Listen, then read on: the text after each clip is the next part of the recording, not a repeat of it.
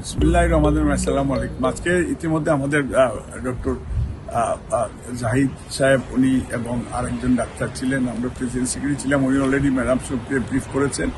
আমি এটা সহ আগামীকালকে আমাদের ম্যাডামের জন্য স্পেশাল দোয়ার আয়োজন করেছি।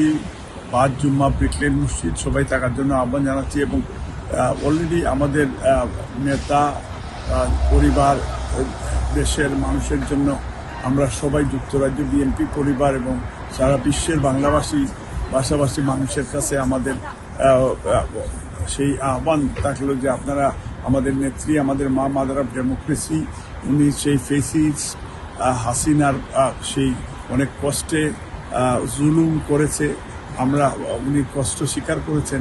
আমরা ওনার সুস্বাস্থ্য দীর্ঘায়ু কামনা করছি। আপনারা সবাই দোয়া করবেন এবং সাংবাদিক আপনারা যারা কষ্ট করে এই ঠান্ডার মধ্যে আপনারা আসেন, আপনাদেরকে ধন্যবাদ, কৃতজ্ঞতা জানাচ্ছি। আগামী শনিবার দিন ইনশাল্লাহ 1টার সময় প্রেস ব্রিফ করবেন ডক্টর টিম, এবং আপনারা 1টার সময় সবাই এইখানে উপস্থিত থাকবেন। Thank you.